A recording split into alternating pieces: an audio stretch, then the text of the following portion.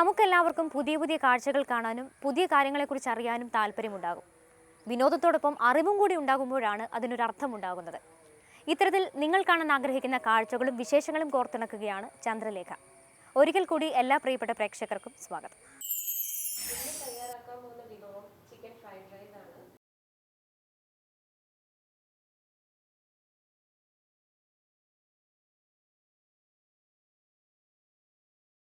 അപ്പോൾ നമ്മൾ കഴിക്കുന്ന ഫുഡിലുള്ള ടോക്സിൻസും നമ്മുടെ സ്കിന്നിലൊക്കെ ഉള്ള അതെല്ലാം പ്യൂരിഫൈ ആവാൻ വേണ്ടിയിട്ട് വെള്ളം അത്യാവശ്യമാണ്. രാവിലെ എഴുന്നേൽക്കുന്ന ഉടനെ വെള്ളം കുടിക്കുന്നത് വളരെ നല്ലതാണ്. ഭക്ഷണം നമുക്ക് എല്ലാവർക്കും ഇഷ്ടമാണ്. എന്നാൽ അത് പാകം ചെയ്യുക എന്ന് പറയുമ്പോൾ കുറച്ച് ടെൻഷനൊക്കെ ഉണ്ടാവാറുണ്ട്. കാരണം നമ്മൾ ഓരോ ഡിഷുകളും ഉണ്ടാക്കുമ്പോൾ അതിന് പാകം കറക്റ്റാണോ, ചേർക്കേണ്ട മിക്സുകൾ കറക്റ്റാണോ എന്നിങ്ങനെ ഒരുപാട് ആശങ്കകളാണ് ആ സമയത്തുണ്ടാവുന്നത്. പ്രത്യേകിച്ച് ചിക്കൻ ബിരിയാണി, ഫ്രൈഡ് റൈസ് തുടങ്ങിയ ഡിഷുകളാണെങ്കിൽ നമ്മൾ കൂടുതലായിട്ടും ആശ്രയിക്കുന്നത് ഹോട്ടലുകളെയാണ്. എന്നാൽ കുറച്ച് കാര്യങ്ങൾ ശ്രദ്ധിക്കുകയാണെങ്കിൽ നമുക്ക് ഹോട്ടലുകളിൽ കിട്ടുന്നതിനേക്കാളും നല്ല രുചിയിൽ നമ്മുടെ വീട്ടിൽ തന്നെ പാകം ചെയ്യാൻ സാധിക്കും. ഇത്തരത്തിൽ യാതൊരു ടെൻഷനുമില്ലാതെ ഒരു ചിക്കൻ ഫ്രൈഡ് റൈസ് എങ്ങനെ നമുക്ക് തയ്യാറാക്കാം എന്ന് നോക്കാം.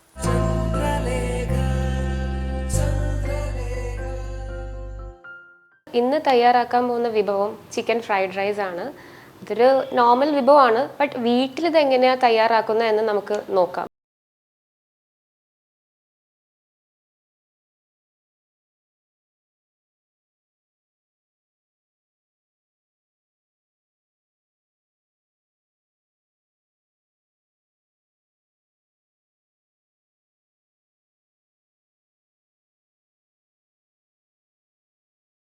അപ്പോൾ നമ്മുടെ ഒപ്പം ഉള്ളത് ലിസ ജോജിയാണ്. അപ്പോൾ ചേച്ചി, ഇത് എങ്ങനെയാണ്, എന്തൊക്കെയാണ് ഇൻഗ്രീഡിയൻസ് ബേസിക്കലി വേണ്ടത്? ഇൻഗ്രീഡിയൻസ് റൈസ് വേണം, മഷ്റൂം ഉണ്ട്, ക്യാരറ്റ് ഉണ്ട്, ഗ്രീൻ പീസ് ഉണ്ട്, പിന്നെ കുറച്ച് ഗാർണിഷിങ്ങിന് നമ്മുടെ സെലറിയും സ്പ്രിംഗ് ഒണിയനും ഉണ്ട്. എഗ്ഗ് ഗാർണിഷിങ്ങിന് ഉപയോഗിക്കും. ചിക്കൻ വളരെ ചെറുതായിട്ട് അരിഞ്ഞത്. വളരെ ചെറുതായിട്ട് അരിഞ്ഞാൽ കുക്ക് ചെയ്യാൻ എളുപ്പത്തിന് വേണ്ടിയിട്ട്. അത് നമ്മൾ തലേദിവസം അല്ലെങ്കിൽ ഒരു അരമണിക്കൂർ മുമ്പ് കുറച്ച് നാരങ്ങാനീര് ഉപ്പും പരട്ടി വെക്കണം, ഇച്ചിരി പെപ്പറും കൂടെ പരട്ടി വെക്കണം. അപ്പൊ അതൊന്നും കൂടെ അത് നാരങ്ങാനീര് ചെല്ലുമ്പോൾ തന്നെ അതൊന്ന് കുക്കായിക്കോളും ഇരുന്ന്. അപ്പൊ ഒരു തലേദിവസമോ അല്ലെങ്കിൽ ഹാഫ് ആൻ അവർ മുമ്പോ അത് പരട്ടി വെക്കുക. റൈസ് എന്ത് റൈസാ? റൈസ് സാധാരണ ബസ്മതി റൈസ്. പക്ഷെ നമ്മൾ എപ്പോഴും ഫ്രൈഡ് റൈസ് ഉണ്ടാക്കുമ്പോൾ ഒരു ദിവസം മുമ്പ് റൈസ് കുക്ക് ചെയ്ത് വെച്ചിട്ട് ഫ്രിഡ്ജിൽ വെച്ചിട്ട് ഉപയോഗിക്കുന്നതാണ് ഏറ്റവും നല്ലത്. അപ്പോൾ റൈസ് നല്ലതായിട്ട് സെപ്പറേറ്റ് ആയി കിട്ടും. സ്റ്റിക്കിനെസ് കുറയും, ഒന്നിനോട് ഒട്ടത്തില്ല. റൈസ് സെപ്പറേറ്റ് ആയിട്ട് കിട്ടും. പിന്നെ അധികം ഓയിലിന്റെ ആവശ്യം വരത്തില്ല. മറ്റേതല്ലെങ്കിൽ ഇങ്ങനെ കട്ടിയായിട്ടിരിക്കും. ചൂടോടെ ആകുമ്പോൾ നമ്മൾ ഇതിനകത്തോട്ട് കുക്ക് ചെയ്തൊപ്പം തന്നെ ആഡ് ചെയ്യുകയാണെങ്കിൽ വൺ ഡേ പ്രയർ നമ്മൾ വൺ ഡേ പ്രയർ അല്ലെങ്കിൽ 2 days ഫ്രിഡ്ജിൽ റൈസ് ഉണ്ടെങ്കിൽ നമുക്ക് അല്ലാമെങ്കിൽ അപ്പോൾ നമുക്കുള്ള വെജിറ്റബിൾസ് വെച്ചിട്ട് ഒരു ഫ്രൈഡ് റൈസ് ഉണ്ടാക്കാം, കുഴപ്പമില്ല. ഇപ്പം നമ്മൾ പാൻ ആദ്യം വെച്ചു. പാൻ ചൂടായിട്ടുണ്ട്. നമുക്ക് ഓയിൽ ഒഴിക്കാം. ആദ്യം കുറച്ച് ഓയിൽ വേണം, എന്നിട്ട് നമുക്കിത് ചിക്കനൊക്കെ കുക്ക് ചെയ്തെടുക്കാനുള്ളത്. ഓയിൽ വെച്ച് കഴിഞ്ഞിട്ട് നമുക്ക് ആദ്യം ഗാർലിക് ഫ്രൈ ചെയ്ത് മാറ്റാം.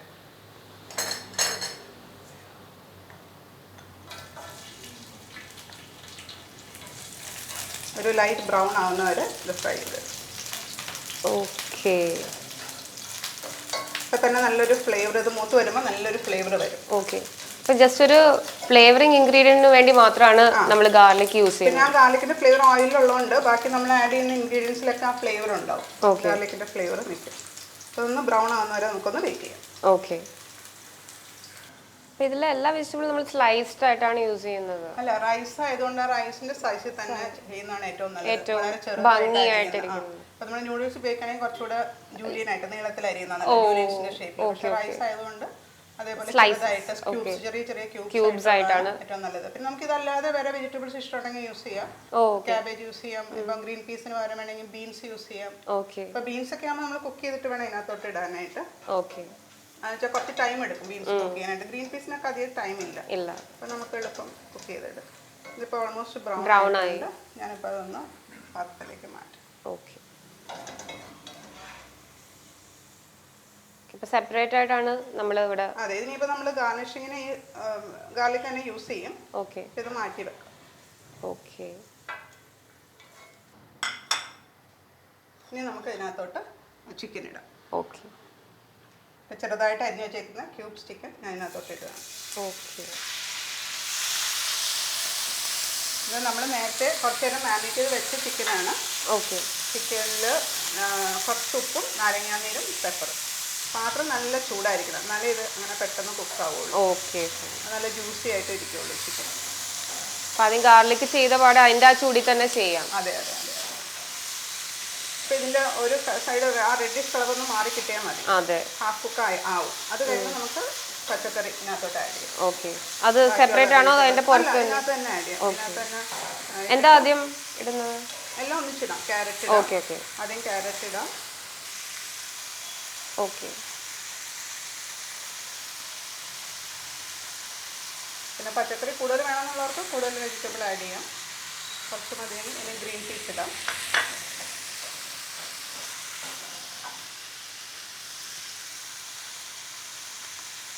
റൈസിൻ്റെ ക്വാണ്ടിറ്റി അനുസരിച്ച്. അതെ അതെ.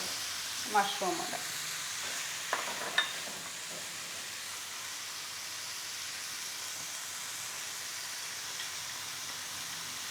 ഇനി നമുക്ക് ഇതിനകത്ത് നമ്മൾ ഉപ്പും ചേർത്തിട്ടില്ല. ഓക്കെ. കുറച്ച് ഉപ്പ് ചേർക്കാം. ചിക്കനിൽ മാത്രമേ നമ്മൾ ഉപ്പിട്ടിട്ടുള്ളൂ. റൈസ് ഞാൻ കുറച്ച് ഉപ്പിട്ടാണ് വേവിച്ചത്. ഓക്കെ. അപ്പോൾ നമ്മൾ ആദ്യം കുറച്ച് ഉപ്പിടുക, വേണമെങ്കിൽ പിന്നെ ആഡ് ചെയ്യാം. അപ്പം ഇത് ഫ്രൈ ആവാൻ നമ്മൾ ക്ലോസ് ചെയ്ത് വെക്കുന്നുണ്ട്. അതെ, കുറച്ച് നേരം ഒന്ന് ആവി കയറി ഒരു 5 മിനിറ്റ്സ്. 5 മിനിറ്റ്സ് വേണ്ട, ഒന്ന് ജസ്റ്റ് വെജിറ്റബിൾസ് എല്ലാം കുക്ക് ആവാനായിട്ട് ഒന്ന് വെയിറ്റ് ചെയ്യും. ഓക്കെ. അപ്പം നമ്മൾ ഇതിനകത്തൊട്ടും വെള്ളം ആഡ് ചെയ്തിട്ടില്ല. പക്ഷെ മഷ്റൂമിനകത്തും വെജിറ്റബിൾസിനകത്തും കുറേശ്ശെ വെള്ളമുണ്ട്. അപ്പോൾ ആ വെള്ളത്തിൽ തന്നെ ഇരുന്നത് കുക്കായാൽ മതി.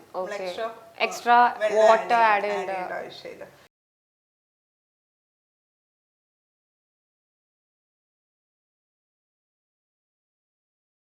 ഇനി നമുക്കിതൊന്ന് വെന്തോന്ന് നോക്കാം. അപ്പം ഇതിനകത്ത് കണ്ടോ കുറച്ച് വെള്ളമുണ്ട്. നമ്മൾ പക്ഷെ കുറച്ച് വെള്ളമുണ്ട്. പക്ഷെ അത് സാരമില്ല, നമ്മൾ റൈസ് ഇതിനകത്ത് മിക്സ് ചെയ്യുമ്പോൾ ആ വെള്ളം ഇതിനകത്ത് അബ്സോർബ് ആയിക്കോളും. അതെ അതെ. ഓക്കെ. റൈസ് മിക്സ് ചെയ്യും. ഓക്കെ.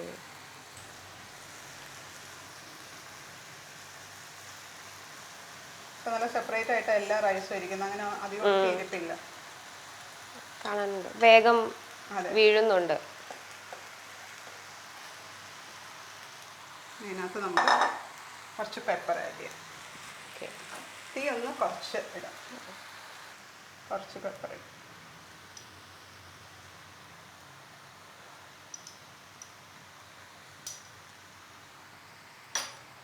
നമുക്ക് നന്നായിട്ട് മിക്സ് ചെയ്യാം.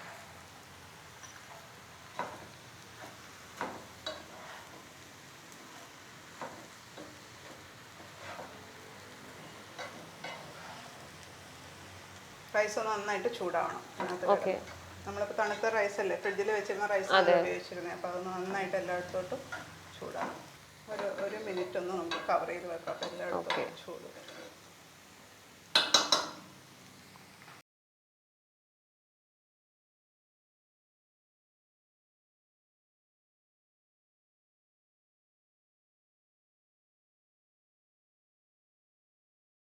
ഇതിപ്പോൾ മിക്കവാറും ആയിട്ടുണ്ടോ, നമുക്കൊന്ന് തുറന്നു നോക്കാം. ഓക്കെ.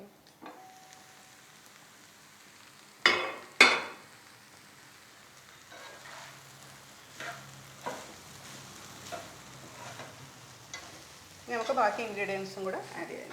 ഓക്കെ. ഇനിയിപ്പോൾ നെക്സ്റ്റ് സെലറി, എഗ് ആദ്യം ആഡ് ചെയ്യാം. എഗ്. ഓക്കെ. ഇത് ശരിക്കും ഗാർണിഷിന് കുറച്ച് മതി, അധികം വേണ്ട. ഓക്കെ. ഇത് ഓൾറെഡി പ്രിപ്പയർഡും സ്ലൈസ്ഡും ആണ്. ഇങ്ങനെ ചെറുതായിട്ട് വെറുതെ മുട്ട മാത്രം പൊരിച്ച് ചെറിയ ക്യൂബ്സ് ആയിട്ട് കട്ട് ചെയ്ത് വെച്ചു. ഓക്കെ. ആൻഡ് റൈസിന്റെ കൂടെ ഇട്ട് അതിന്റെ ഫ്ലേവറും കിട്ടും. ആ റൈസിന്റെ ചെറുതായിട്ട് കട്ട് ചെയ്ത റൈസിന്റെ സൈസ് അനുസരിച്ച് ചെറുതായിട്ട് കട്ട് ചെയ്തിട്ടുണ്ട്. ഓക്കെ. നൂഡിൽസ് ആണെങ്കിൽ കുറച്ചും കൂടെ ജൂലിയനായിട്ട് അരിയണം. ഓക്കെ. നീളത്തിൽ അരിയണം. ഓക്കെ. ഇനി നമുക്ക് സെലറിയും സ്പ്രിംഗ് ഓണിയനും കൂടെ അരിഞ്ഞ് വെച്ചേക്കണം. അതും കൂടെ അരിയും. ഓക്കെ. നമുക്ക് കുറച്ച് മാറ്റി വെക്കാം, ഗാർണിഷിങ്ങിന് ആവശ്യം വരും. ഇത്രയിനകത്ത് ഓക്കെ. നമുക്ക് ഇതിൻ്റെ സോൾട്ടും ഇതെല്ലാം ഒന്ന് ചെക്ക് ചെയ്തിട്ട് ഓഫ് ചെയ്യാം. ഓക്കെ.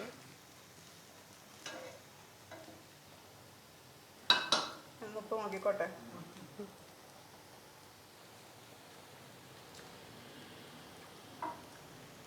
പെപ്പറും കുറച്ചും കൂടെ പെപ്പറിൻ്റെ ഫ്ലേവർ കുറച്ച്.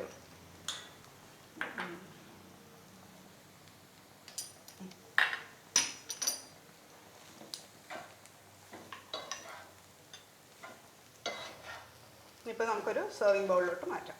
ഓക്കെ.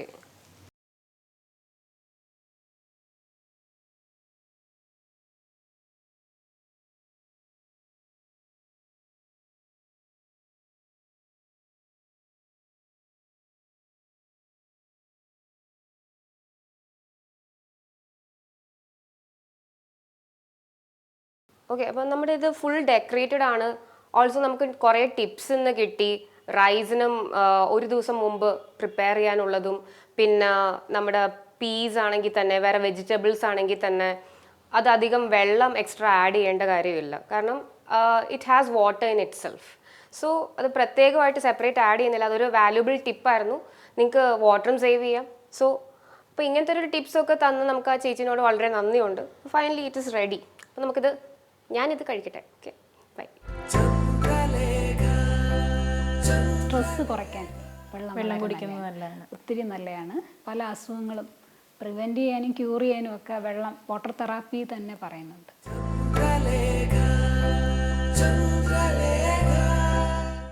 സൗന്ദര്യ സംരക്ഷണം പോലെ തന്നെ വളരെ പ്രധാനപ്പെട്ട ഒന്നാണ് ആരോഗ്യ സംരക്ഷണം. ആരോഗ്യ സംരക്ഷണമാണെങ്കിലും സൗന്ദര്യ സംരക്ഷണമാണെങ്കിലും അതിൽ ഭക്ഷണത്തിന് വലിയ ഒരു പങ്ക് തന്നെയുണ്ട്. നമ്മൾ കൂടുതലായിട്ടും ആരോഗ്യ സംരക്ഷണത്തിനായി ആശ്രയിക്കുന്നത് ഡയറ്റുകളെയാണ്. എന്നാൽ എന്താണ് യഥാർത്ഥത്തിൽ ഡയറ്റ്? അത് എപ്രകാരമാണ് നോക്കേണ്ടത്? നമ്മുടെ ശാരീരിക അവസ്ഥയ്ക്കനുസരിച്ച് എപ്രകാരമുള്ള ക്രമീകരണങ്ങളാണ് വരുത്തേണ്ടത് എന്നിവയെ സംബന്ധിച്ചൊക്കെ നമുക്കറിയാൻ വയ്യാത്ത ഒരു മേഖലയാണ്. എപ്രകാരം നല്ലൊരു ഡയറ്റ് ചെയ്യാം എന്നുള്ളതാണ് ഇനി നമ്മൾ കാണാൻ പോകുന്നത്.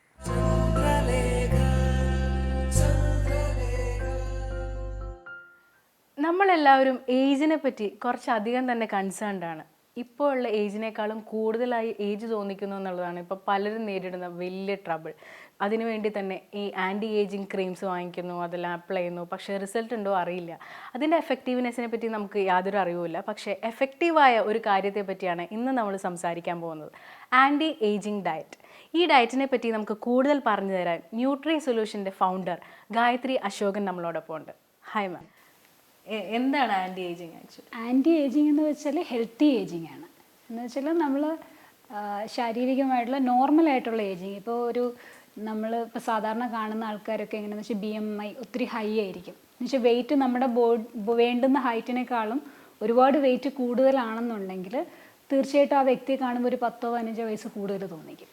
അപ്പം നമ്മൾ കഴിക്കുന്ന ആഹാരം ബാലൻസ്ഡ് ആണെങ്കിൽ നമുക്ക് ഒരു പരിധി വരെ നമുക്ക് പ്രായത്തിന് ചേർത്ത് നിൽക്കാൻ കഴിയും. എന്ന് വെച്ചിട്ട് വയസ്സാവില്ലെന്നല്ല, പക്ഷെ ഹെൽത്തി ഏജിങ് ആയിരിക്കും, ഒരു ഗ്രേസ്ഫുൾ ഏജിങ് എന്ന് പറയും. ആൻറ്റി ഏജിങ്ങിന് വേണ്ടിയിട്ട് ഒരു പ്രത്യേക ഡയറ്റ് പാറ്റേൺ ഒക്കെ ഫോളോ ചെയ്യണോ നമ്മൾ? തീർച്ചയായിട്ടും നമുക്ക് ആൻറ്റി ഏജിങ് കുറയ്ക്കാനായിട്ട് ഒരു ബാലൻസ് ഡയറ്റ് തന്നെയാണ് സെലക്ട് ചെയ്യേണ്ടത്. ഓരോരുത്തർക്കും വേണ്ടുന്ന, അവർക്ക് അനുയോജ്യമായിട്ടുള്ള ഒരു ഡയറ്റ് ആയിരിക്കും, കസ്റ്റമൈസ്ഡ് ആയിട്ടുള്ള ഡയറ്റ്. ഇപ്പോൾ ഓരോ വ്യക്തിയും വ്യത്യാസമാണ്, അവർ ചെയ്യുന്ന ജോലിയും അവരുടെ ഇമോഷൻസും ഒക്കെ വ്യത്യാസമാണ്. അപ്പോൾ അവർക്ക് വേണ്ടുന്ന ന്യൂട്രിയൻസിനും തീർച്ചയായിട്ടും വ്യത്യാസം ഉണ്ടാവും. പിന്നെ അതുപോലെ തന്നെ ആൻറ്റി ഓക്സിഡൻസ് അധികം അടങ്ങിയിട്ടുള്ള ആഹാരം, അതിപ്പോൾ വൈറ്റമിൻ എയും സിയും വൈറ്റമിൻ ഇയും ഒക്കെ ശരിക്കും ആൻറ്റി ഓക്സിഡൻസ് ആണ്, പവർഫുൾ ആൻറ്റി ഓക്സിഡൻസ് ആണ്. അത് നമ്മുടെ സ്കിന്നിന് ഒത്തിരി നല്ലതാണ്. സ്കിന്നിന് ഏജിങ് കുറയ്ക്കാനും റിങ്കിൾസ് പ്രിവെൻറ്റ് ചെയ്യാനും ഒക്കെ ഒത്തിരി ഹെൽപ്ഫുള്ളാണ്. ആൻറ്റി ഓക്സിഡൻസിനെ പറ്റി ചോദിച്ചപ്പോഴാണ്, നമ്മൾ ദിവസം കുറച്ച് ഗ്രീൻ ടീ കുടിക്കുന്നതുകൊണ്ട് ആൻറ്റി ഓക്സിഡൻറ്റ് കിട്ടുകയും പ്രായം കുറവ് തോന്നുകയും അങ്ങനെ ഒരു പുതിയൊരു ട്രെൻഡ് ഉണ്ട് നമ്മുടെ ഫുഡ് പാറ്റേണിൽ. ഇപ്പോൾ അതിലെന്തെങ്കിലും വാസ്തവമുണ്ടോ? തീർച്ചയായിട്ടും അതിന് കുറച്ച് റോൾ ഉണ്ടാവും. എന്ന് വെച്ചിട്ട് കംപ്ലീറ്റ് ബാലൻസ് ഡയറ്റൊക്കെ ഒഴിവാക്കിയിട്ട് ഒത്തിരി ഗ്രീൻ ടീ കുടിക്കുകയും അത് ഓവറായാലും, കൂടുതലായിട്ട് ഇപ്പം നമുക്ക് ടീയിലും ഒക്കെ അടങ്ങിയിട്ടുള്ള അത് അധികമായാൽ തന്നെയും നമുക്ക് അതിൻ്റെ ചില നല്ല മിനറൽസ് അബ്സോർപ്ഷനെയൊക്കെ അത് അഫക്റ്റ് ചെയ്യാറുണ്ട്. ഇൻ ലിമിറ്റ് നല്ലതാണ്, പക്ഷെ നമ്മുടെ ഡയറ്റ് ബാലൻസ്ഡ് ആയിരിക്കണം. എന്ന് വെച്ചാൽ ഡയറ്റിനകത്ത് നമ്മൾ കഴിക്കുന്ന ആഹാരത്തിൽ പയറുപരിപ്പ് വർഗ്ഗങ്ങൾ, അരിയാഹാരം, അതുപോലെ തന്നെ പ്രോട്ടീൻ ആവശ്യത്തിനുണ്ടാവുക, അതുപോലെ ഇലക്കറികൾ, ഫ്രൂട്ട്സ്, വെള്ളം, ഇതെല്ലാം ഉണ്ടെങ്കിൽ ആ ഡയറ്റ് ബാലൻസ്ഡ് ആയിരിക്കും. അത് ആൻറ്റി ഏജിങ്ങിന് ഹെൽപ്പ് ചെയ്യും. ഒരു 8ാം ക്ലാസ്സിൽ പഠിക്കുന്ന കുട്ടിയെ കണ്ടു കഴിഞ്ഞാൽ ചിലപ്പം ഡിഗ്രിക്ക് പഠിക്കുന്ന കുട്ടിയെ പോലെയൊക്കെ തോന്നുന്നുണ്ട്. ഇപ്പം എല്ലാവരും പറയുന്നത് ഫാസ്റ്റ് ഫുഡ് കൾച്ചറിൻ്റെ ഭാഗമായിട്ടാണെന്നൊക്കെ. അവർക്കും പറ്റുന്ന ഒരു പാറ്റേൺ ആണോ ഇത്? തീർച്ചയായിട്ടും. ഇപ്പോൾ നമുക്ക് കാണാം, കുട്ടികളൊക്കെ തന്നെ കണ്ട ഒത്തിരി അവരുടെ ആ ഡയറ്റ് ഹിസ്റ്ററി എടുക്കുമ്പോൾ നമുക്കറിയാൻ പറ്റും അവർ കഴിക്കുന്നത് ഒരു സമീകൃത ആഹാരമായിരിക്കില്ല. തീർച്ചയായിട്ടും അവർ ബാലൻസ്ഡ് ആയിട്ട് ഫോളോ ചെയ്യുവാണെങ്കിൽ പെട്ടെന്ന് അത്രയും വണ്ണം കൂടാനോ അല്ലെങ്കിൽ അത്ര ഏജ് തോന്നത്തില്ല, അത്രയും മെച്യൂരിറ്റി ഒക്കെ തോന്നുന്നത് ഒന്നുകിൽ ഫാറ്റ് കൂടിയ ഡയറ്റ് അല്ലെങ്കിൽ കാർബോഹൈഡ്രേറ്റ് ആയിരിക്കും കൂടുതലും കഴിക്കുന്നത്. അപ്പോൾ പ്രോട്ടീനും ബാക്കിയുള്ള എല്ലാ വെജിറ്റബിൾസും ഫ്രൂട്ട്സും ഒക്കെ വരുവാണെങ്കിൽ തീർച്ചയായിട്ടും അത് വേണ്ടുന്ന അത്രയും കൺട്രോൾ ചെയ്യാൻ പറ്റും. സ്ത്രീകൾക്കൊക്കെ ഡെലിവറി കഴിഞ്ഞ് കഴിഞ്ഞാൽ തടി വയ്ക്കും, ആ തടി കുറയത്തില്ല, പിന്നെ ഡെലിവറി കഴിഞ്ഞാൽ പ്രായം കൂടുതൽ തോന്നും, അങ്ങനെയൊക്കെ ഒരു ഒരു ധാരണയുണ്ട്. ഇതൊക്കെ നമുക്ക് ഈ ഡയറ്റിലൂടെ കൺട്രോൾ ചെയ്യാൻ പറ്റുന്ന കാര്യങ്ങളാണോ? തീർച്ചയായിട്ടും നമുക്ക് ഡെലിവറി കഴിഞ്ഞിട്ടൊരു സിവിയർ ആയിട്ടുള്ളൊരു ഡയറ്റിംഗ് ഒന്നും ചെയ്യേണ്ട കാര്യമില്ല. നമുക്ക് ആ ഒരു പീരീഡിലുണ്ടാകുന്ന വെയിറ്റ് ഒരു 10-15 കിലോ വെയിറ്റ് കൂടുതൽ ഉണ്ടാകും. അത് ഗ്രാജുവലി കുറയും. ശരിക്കും ഫീഡിങ് ഒക്കെ ചെയ്യുമ്പം തന്നെ കുറേ വെയിറ്റ് അതിൽ നിന്ന് കുറയാം. ഫാറ്റൊക്കെ കൂടുതൽ സ്റ്റോർ ചെയ്യുന്നത് ശരിക്കും ഫീഡിങ്ങിന് വേണ്ടിയാണ്. പലപ്പോഴും ആൾക്കാർ ഫീഡ് ചെയ്യാതിരിക്കുമ്പോൾ അത് കൂടുതൽ വെയിറ്റ് വർക്ക് ചെയ്യുന്നവരൊക്കെ മിക്കവാറും അങ്ങനെ ആയിരിക്കും.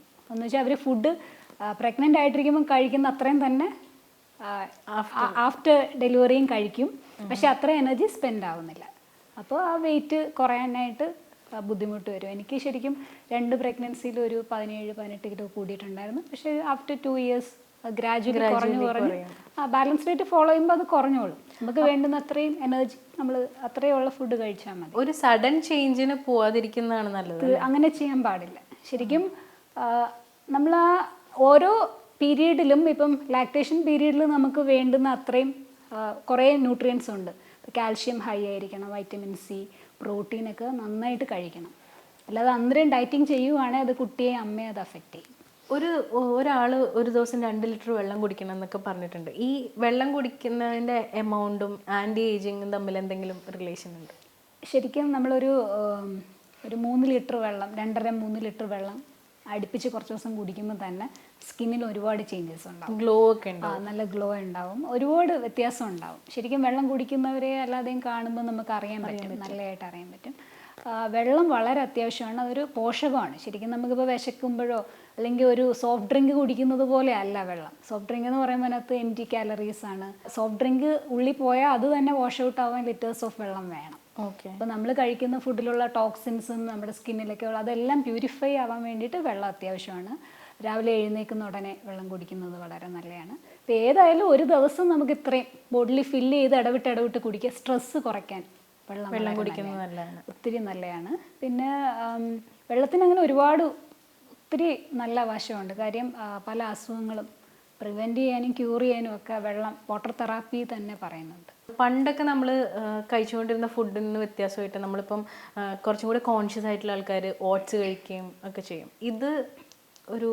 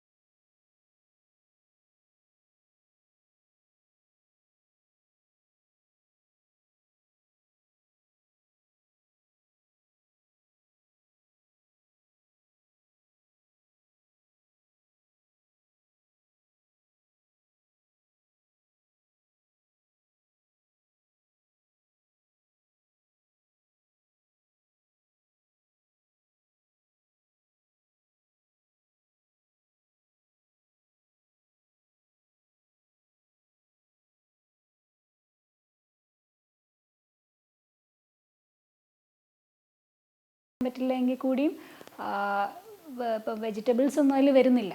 പക്ഷേ ഒരു ഓട്സ് അങ്ങനെ ഒരു ലിമിറ്റിൽ നമുക്ക് കഴിക്കുന്നതിന് കുഴപ്പമില്ല. എനിക്ക് തോന്നുന്നു കുട്ടികൾക്ക് കുറച്ചും കൂടി നല്ലത് അവൽ ആയിരിക്കും. കാര്യം അയൺ ഡെഫിഷ്യൻസി നമ്മുടെ നാട്ടിൽ ഏകദേശം 70% പ്രീ സ്കൂൾ കുട്ടികൾക്കും അയൺ ഡെഫിഷ്യൻസി ഉണ്ടെന്നാണ് പഠനങ്ങൾ കാണിക്കുന്നത്.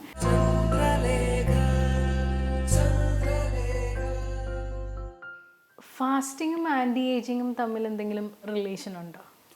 ഫാസ്റ്റിംഗ് ശരിക്കും നമ്മളൊരു ആരെങ്കിലും നമ്മളെ ഒരു ന്യൂട്രീഷനിസ്റ്റിനെ കണ്ടിട്ട് ഫാസ്റ്റിംഗ് ചെയ്യുന്നതായിരിക്കും നല്ലത്. നമ്മൾ തനിയെ ഫാസ്റ്റിംഗ് ചെയ്യുമ്പം ചിലപ്പം ഓരോ വ്യക്തികൾക്കും ചിലപ്പോൾ യോജിക്കില്ല. അപ്പം കുറേ ദിവസം അടുപ്പിച്ച് ഫാസ്റ്റിംഗ് ചെയ്യുമ്പം പ്രോബ്ലംസ് ഉണ്ടാകാം. പിന്നെ കംപ്ലീറ്റ് ഫാസ്റ്റിംഗ് ചെയ്തിട്ട് പിന്നെ അടുത്ത ദിവസം ചിലപ്പോൾ വെയിറ്റ് കൂടാനുള്ള ചാൻസ് കൂടുതലാണ്. അപ്പോൾ ഫാസ്റ്റിംഗ് അല്ലെങ്കിൽ ഡീടോക്സ് ചെയ്യുമ്പം എങ്ങനെയാണെന്ന് വെച്ചാൽ നമ്മുടെ ശരീരത്തുള്ള ആവശ്യമില്ലാത്ത ടോക്സിൻസ് പോവും. പിന്നെ ഈസിലി ഡൈജസ്റ്റബിൾ ആയിട്ടുള്ള ഫുഡായിരിക്കും സെലക്ട് ചെയ്യുന്ന ഫ്രൂട്ട്സ്, ഫ്രൂട്ട് ജ്യൂസ് അങ്ങനെ വെച്ചിട്ട് ചെയ്യുവാണെങ്കിൽ അതും ആൻറ്റി ഏജിങ് എന്ന് വെച്ചാൽ ഒരു ഡയറ്റാണ്. ഡീടോക്സ് എന്ന് പറയുന്നത് ഈ അങ്ങനെ നമ്മൾ ഇടവിട്ട് കൂടുതൽ ഫ്ലൂയിഡ് കൂടുതലുള്ള സാധനങ്ങളും കൂടുതൽ ഫ്ലൂയിഡ് ആയിരിക്കും. വെള്ളം നന്നായിട്ട് എടുക്കുക, അതോടൊപ്പം ഇടവിട്ട് ഫ്രൂട്ട്സ് അത് ഓരോരുത്തർക്കും അനുയോജിക്കുന്ന രീതിയിൽ കൊടുക്കുന്നതാണ്. അപ്പോൾ കുറേ ആവശ്യമില്ലാതെ കുറേ ഫാറ്റൊക്കെ ബേൺ ചെയ്ത് പോവും. പിന്നെ നമ്മുടെ ബോഡി കുറച്ചും കൂടി ഒന്ന് സ്കിന്നൊക്കെ കുറച്ചുകൂടി പ്യുവറാവും. പൊതുവേ ഇപ്പോൾ എത്ര ഡയറ്റ് നോക്കിയാലും ടെൻഷൻ ഉണ്ടെങ്കിൽ സ്ട്രെസ്സ് കാരണം പ്രായം കൂടുതൽ തോന്നണു എന്ന് പറഞ്ഞൊരു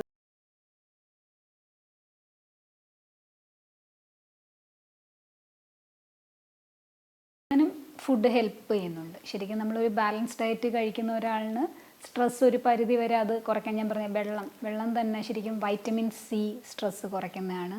അത് ആൻറ്റി ഏജിങ്ങിനും നല്ലതാണ്. വൈറ്റമിൻ സി എന്ന് പറയുമ്പോഴത്തേക്ക് നെല്ലിക്ക, നാരങ്ങ, നെല്ലിക്ക ഇട്ട വെള്ളം അത് വളരെ നല്ലതാണ്. നെല്ലിക്ക നമ്മൾ അരിഞ്ഞിട്ടിട്ട് ജാറിലിട്ട് വെക്കുക, എന്നിട്ട് ആ വെള്ളം കുടിക്കുക. അപ്പോൾ ത്രൂ ഔട്ട് ദ ഡേ നമുക്ക് വൈറ്റമിൻ സി കിട്ടും. വൈറ്റമിൻ സി ഒരു ആൻറ്റി ഇൻഫെക്റ്റീവ് വൈറ്റമിനും കൂടിയാണ്. അസുഖങ്ങൾ പ്രിവെൻറ്റ് ചെയ്യാനും കൊളസ്ട്രോൾ കുറയാനും ഫാറ്റ് കുറയാനും സ്കിന്നൊക്കെ ഒത്തിരി ഇമ്പ്രൂവ് ചെയ്യാൻ നല്ലതാണ്.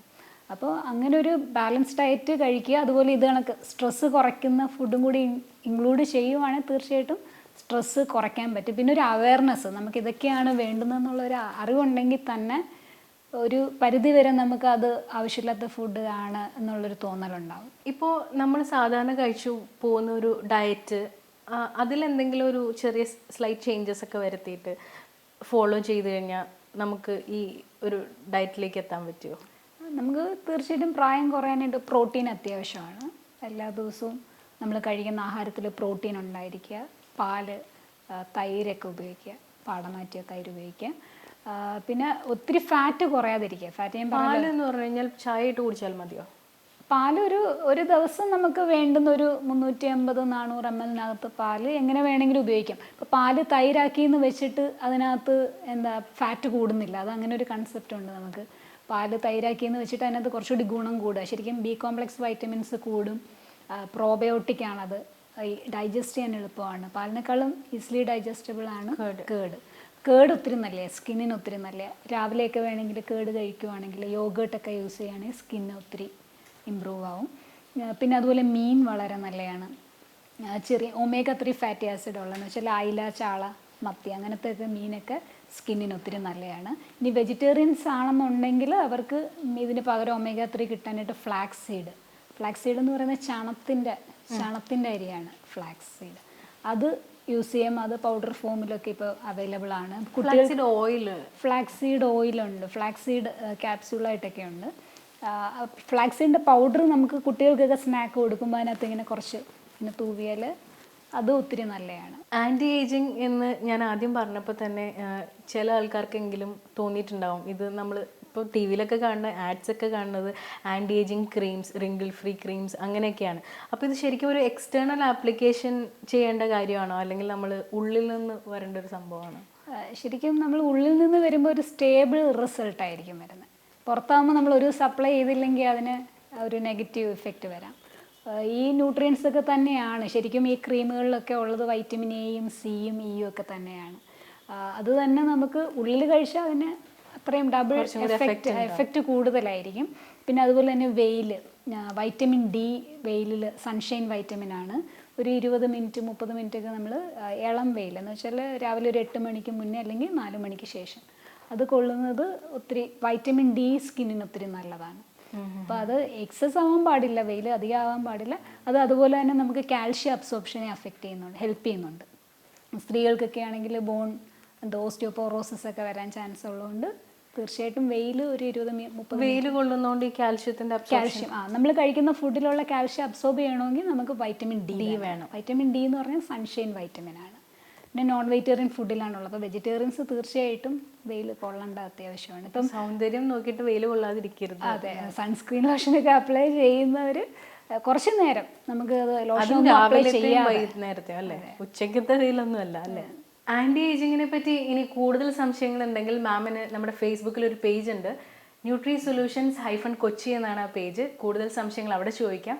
ഇത്രയും സമയം ഇത്രയും കാര്യങ്ങൾ നമുക്ക് വേണ്ടി പറഞ്ഞു തന്നതിന് ഒരുപാട് നന്ദി.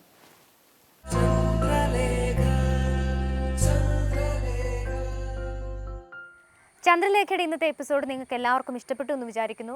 നിങ്ങളുടെ വിലയേറിയ അഭിപ്രായങ്ങളും നിർദ്ദേശങ്ങളും ഞങ്ങൾ എഴുതി അറിയിക്കുക. ചന്ദ്രലേഖയുടെ മറ്റൊരു അധ്യായത്തിൽ നമുക്ക് വീണ്ടും കണ്ടുമുട്ടാം.